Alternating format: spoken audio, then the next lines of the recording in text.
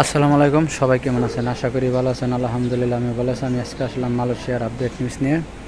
কয়েকটা কমেন্টের উত্তর, কলিং বিষয় সম্পর্কে অনেক ভাই জানতে চেয়েছে, সেই বিষয়ে কিছু কথা বলবো। অনুরোধ রইল পুরো ভিডিওটি দেখার জন্য, তাহলে বিস্তারিত বুঝতে পারবেন। এক ভাই কমেন্ট করেছে, ভাই মালয়েশিয়ার কলিং বিষয় প্ল্যান্টেশন খাতে আমি মেডিকেল হয়েছি, আমার মেডিকেলের মেয়াদ শেষ, তাহলে কি আমি মালয়েশিয়া আসতে পারবো না? তবে ভাই মালয়েশিয়া যাদের মেডিকেল করছেন আসার জন্য, আর 3 মাস যাদের ওভার হয়ে গেছে অবশ্যই আপনি আসতে পারবেন না, কারণ আপনাকে যদি আবার নতুন করে মেডিকেল করে তাহলে আপনি হয়তো আসতে পারেন, আসা সম্ভব। কিন্তু যদি আপনাকে নতুন করে মেডিকেল না করে তাহলে ওই মেডিকেলের মেয়াদ শেষ হয়ে গেছে, আপনাকে কখনোই মালয়েশিয়া পাঠাইতে পারবো না। আপনার এজেন্ট বা দালাল যে যেটাই বলুক আপনি কখনোই এই কথায় কান দিবেন না, আপনার এটা সবসময় মাথায় রাখবেন। এরপরে অনেকেই লিখেছেন, ভাই আমি এখনও 2-2.5 মাস বা 2 মাসের বেশি মেডিকেল হয়েছি, এখনও আমার কোনো পেপার আসে নাই বা অনলাইনে কোনো কিছু দেখায় না। তবে আপনারা অপেক্ষা করেন, ইনশাআল্লাহ আপনাদের সব কিছু হয়ে যাবে যদি সঠিকভাবে আপনারা মেডিকেল করে থাকুন, বা যে রেকর্ডিং এজেন্সির মেডিকেল করছেন যার মাধ্যমে সে যদি কর্মী পাঠানোর জন্য অনুমতি পাওয়া থাকে বা সরকারের অনুমতি পাওয়া থাকে, তাহলে আপনি অবশ্যই সেই ক্ষেত্রে মালয়েশিয়া আসতে পারবেন। আর আপনি অবশ্যই যাচাই বাছাই করবেন সে মন্ত্রণালয়ের অনুমতি পাইছে কিনা ওই এজেন্সি।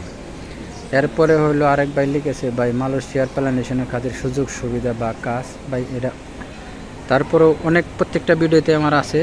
এরপরও আবারও বলি, ভাই প্ল্যান্টেশন খাদের সুযোগ সুবিধা বর্তমান মালয়েশিয়ার সরকার 2025 সালে 1700 রিঙ্গিত বেসিক ঘোষণা করেছে। আগে আসলে 1500, আবার 200 রিঙ্গিত বৃদ্ধি করে এখন 1700 রিঙ্গিত।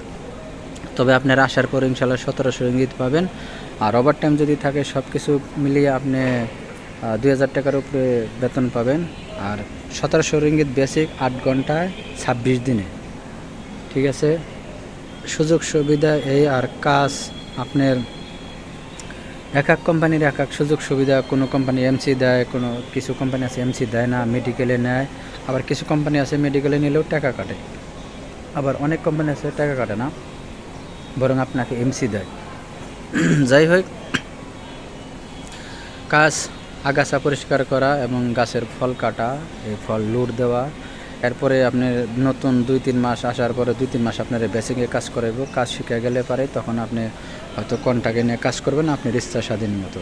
এই ছিল প্ল্যান্টেশন খাদের কিছু আপডেট বা সুযোগ সুবিধা।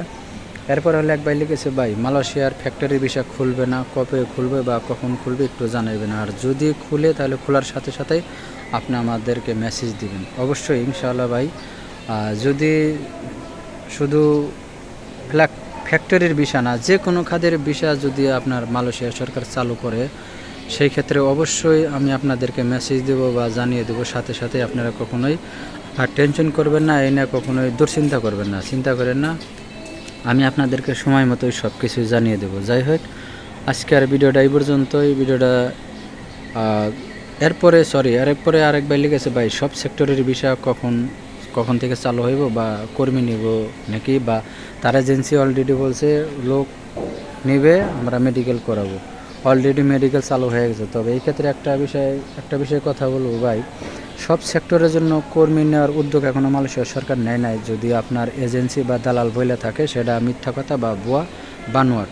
তবে অনুরোধ রইল, আপনারা কেউ এই মুহূর্তে সব সেক্টরের কাজে আসার জন্য আপনারা কেউ মেডিকেল করবে না। সেটা আপনার ফ্যাক্টরি হোক বা কনস্ট্রাকশনের খাদে, আপনার বিভিন্ন খাদের যে কোনো ক্যাটাগরির কাজের বিষয়ে আপনাকে মেডিকেল করায়।